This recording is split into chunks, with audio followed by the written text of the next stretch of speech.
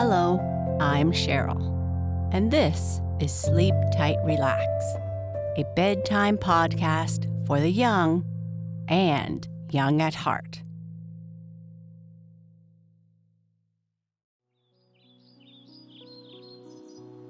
Our sleep story is about a worm found in the raspberries that the kids have picked. The girls don't like the worm there, but Lisa and Anna gather up the worm and put it outside where it can be safe. They eat all the raspberries and then wish they had more to make jam with. Lisa and Anna say they will go and pick some more in the woods and head off with their baskets. They look for quite a while and then finally come to a raspberry wood. There are so many berries. They pick and eat and pick and eat and pick and eat until it is dark and they cannot find their way home. What are they going to do now? But before we continue with our story, let's start by breathing together. We can practice our deep breathing anytime or anywhere. If it's before bed, let's first turn down the lights. Get comfortable and make sure that everything feels as it should. Now, when you breathe, I want you to take a great big belly breath and notice how your belly rises and you fill yourself up with air. Breathe in 1, 2, 3, and now breathe out 1, 2, 3. Did you see your belly expand? Take another deep breath in 1, 2, 3, and let the air come out. 1, 2, 3. That feels great. For one last time, imagine your favorite colored balloon filling up with air as you breathe in, and as you breathe out, imagine it collapsing and maybe making a squeaking noise that it sometimes makes. Here we go. Breathe in 1, 2, 3, and now breathe out 1, 2, 3. Perfect. Now, let's continue with the raspberry worm and see if Lisa and Anna can find their way home. The raspberry worm. Ew, cried Lisa. Ugh, cried Anna. What now? Cried the big sister. A worm, cried Lisa. On the raspberry, cried Anna. Kill it, cried Otto. What a fuss over a poor little worm, said the big sister scornfully. Yes, when we had cleaned the raspberries so carefully, said Lisa. It crept out from the very large one, put in Anna. And supposing someone had eaten the raspberry, said Lisa. Then they would have eaten the worm too, said Anna. Well, what harm, said Otto. Eat a worm? cried Lisa. And finish him with one bite, murmured Anna. Just think of it, said Otto, laughing. Now it is crawling on the table, cried Anna again. Blow it away, said the big sister. Tramp on it, laughed Otto. But Lisa took a raspberry leaf, swept the worm carefully onto the leaf, and carried it out into the yard. Then Anna noticed that a sparrow sitting on the fence was just getting ready to pounce on the poor little worm. So she took up the leaf, carried it out into the wood, and hid it under a raspberry bush, where the greedy sparrow could not find it. Yes, and what more is there to tell about a raspberry worm? Who would give 3 straws for such a miserable little thing? Yes, but who would not like to live in such a pretty home as it lives in such a fresh, fragrant, dark red cottage, far away in the quiet wood among flowers and green leaves? Now it was just dinner time, so they all had a dinner of raspberries and cream. "Be careful with the sugar, Otto," said the big sister, but Otto's plate was like a snowdrift in winter, with just a little red under the snow. Soon after dinner, the big sister said, "Now we have eaten up the raspberries, and we have none left to make jam for the winter. It would be fine if we could get 2 baskets full of berries. Then we could clean them this evening, and tomorrow we could cook them in the big preserving pan. And then we should have enough raspberry jam to eat on our bread." "Come, let us go to the woods and pick," said Lisa. "Yes, let us," said Anna. "You take the yellow basket, and I will take the green one." "Don't get lost and come back safely in the evening," said the big sister. "Greetings to the raspberry worm," said Otto mockingly. "Next time I meet him, I shall do him the honor of eating him up." So Anna and Lisa went off to the woods. Ah, how delightful it was there! How beautiful! It was certainly tiresome, sometimes climbing over the fallen trees, getting caught in the branches, and waging war with the juniper bushes and the midges. But what did that matter? The girls climbed well in their short dresses, and soon they were deep in the woods. There were plenty of bilberries and elderberries, but no raspberries. They wandered on, and at last they came. No, it could not be true.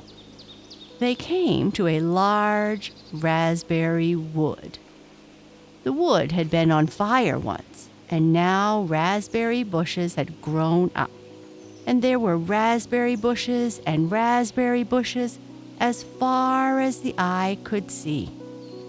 Every bush was weighed to the ground with the largest, dark, red, ripe raspberries. Such a wealth of berries as 2 little berry pickers had never found before. Lisa picked, Anna picked. Lisa ate, Anna ate, and in a little while, their baskets were full. "Now we shall go home," said Anna. "No, let us gather a few more," said Lisa. So they put the baskets down on the ground and began to fill their aprons. And it was not long before their aprons were full too. "Now we shall go home," said Lisa. "Yes, now we shall go home," said Anna. Both girls took a basket in one hand and held up her apron in the other, and then turned to go home. But that was easier said than done. They had never been so far in the great woods before. They could not find any road nor path, and soon the girls noticed that they had lost their way. The worst of it was that the shadows of the trees were becoming so long in the evening sunlight The birds were beginning to fly home, and the day was closing in. At last, the sun went down behind the pine tops, and it was cool and dusky in the great woods. The girls became anxious, but went steadily on, expecting that the woods would soon end, and that they would see the smoke from the chimney of their home. After they had wandered for a long time, it began to grow dark. At last they reached a great plain, overgrown with bushes, and when they looked around them, they saw, as much as they could in the darkness, that they were among the same beautiful raspberry bushes from which they had picked their baskets and their aprons full. Then they were so tired that they sat down on a stone and began to cry. "I am so hungry," said Lisa. "Yes," said Anna, "if we only had 2 good meat sandwiches right now." As she said that, she felt something in her hand, and when she looked down, she saw a large sandwich of bread and chicken. And at the same time, Lisa said, "How very strange! I have a sandwich in my hand." "And I too," said Anna. "Will you dare to eat it?" "Of course I will," said Lisa. "Ah, if only we had a good glass of milk now." Just as she said that, she felt a large glass of milk between her fingers, and at the same time Anna cried out, "Lisa, Lisa, I have a glass of milk in my hand. Isn't this weird?" The girls, however, were very hungry, so they ate and drank with a good appetite. When they had finished, Anna yawned, stretched out her arms, and said, "Oh, if only we had a nice, soft bed to sleep on now." Scarcely had she spoken before she felt a nice, soft bed by her side, and there beside Lisa was one too. This seemed to the girls more and more wonderful, but tired and sleepy as they were, they thought no more about it, but crept into the little beds, drew the covers over their heads, and were soon asleep. When they woke up, the sun was high in the sky, the woods were beautiful in the summer morning, and the birds were flying about in the branches and the treetops. At first, the girls were filled with wonder when they saw that they had slept in the woods among the raspberry bushes. They looked at each other, they looked at their beds, which were of the finest flax, covered over with leaves and moss. At last, Lisa said, "Are you awake, Anna?" "Yes," said Anna. "But I am still dreaming," said Lisa. "No," said Anna, "but there is certainly some good fairy living among these raspberry bushes.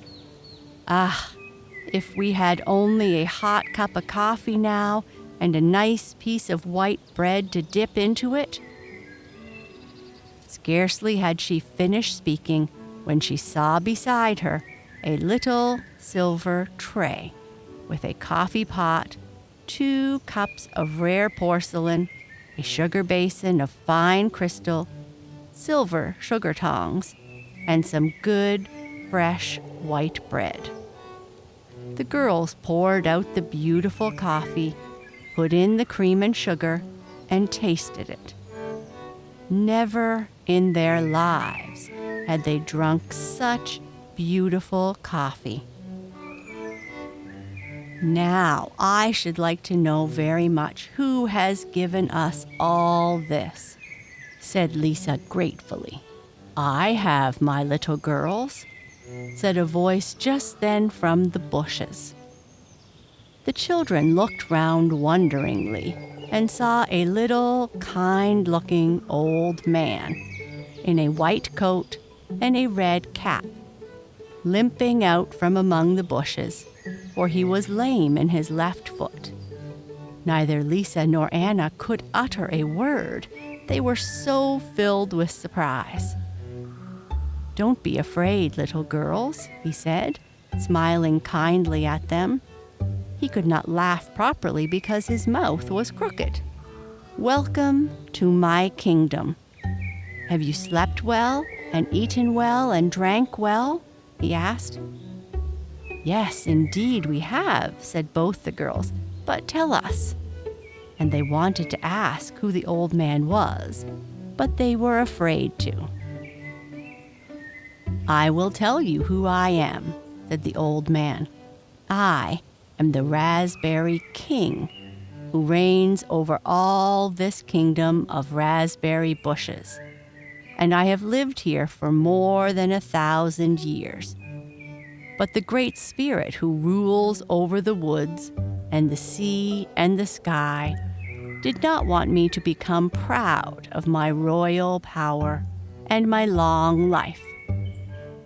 Therefore, she decreed that one day in every 100 years I should change into a little raspberry worm and live in that weak and helpless form from sunrise till sunset. During that time, my life is dependent on the little worm's life, so that a bird can eat me, a child can pick me up with the berries and trample underfoot my 1,000 years of life. Now, yesterday was just my transformation day, and I was taken with the raspberry and would have been trampled to death if you had not saved my life. Until sunset, I lay helpless in the grass, and when I was swept away from your table, I twisted one of my feet, and my mouth became crooked with fear. But when evening came and I could take my own form again, I looked for you to thank you and reward you. Then I found you both here in my kingdom and tried to meet you both as well as I could without frightening you. Now, I will send a bird from my woods to show you the way home. Goodbye, little children. Thank you for your kind hearts. The Raspberry King can show that he is not ungrateful." The children shook hands with the old man and thanked him, feeling very glad that they had saved the little raspberry worm. They were just going when the old man turned around, smiled mischievously with his crooked mouth, and said, "Greetings to Otto from me, and tell him when I meet him again, I shall do him the honor of eating him up." "Oh, please don't do that," cried both of the girls, very worried. "Well, for your sake, I will forgive him," said the old man. "I am not mean. Greetings to Otto, and tell him that he may expect a gift from me also. Goodbye." The two girls, light of heart, now took their berries and ran off through the woods after the bird. And soon it began to get lighter in the woods, and they wondered how they could have lost their way yesterday. It seemed so easy and plain now. One can imagine what joy there was when the two reached home. Everyone had been looking for them, and the big sister had not been able to sleep, for she thought they had gotten lost in the woods. Otto met them. He had a basket in his hand and said, "Look, here is something that an old man has just left for you." When the girls looked into the basket, they saw a pair of most beautiful bracelets of precious stones, dark red, and made in the shape of a ripe raspberry with an inscription, "To Lisa and Anna." Beside them there was a diamond breastpin in the shape of a raspberry worm. On it was inscribed, "Otto, never destroy the helpless." Otto felt rather embarrassed. He quite understood what it meant, but he thought that the old man's words were noble. The Raspberry King had also remembered the big sister, for when she went in to set the table for dinner, she found 11 big baskets of most beautiful raspberries, and no one knew how they had come there, but everyone guessed. And there was such a jam making as has never been seen before. And if you like to go and help it, you might perhaps get a little, for they must surely be making jam still to this very day.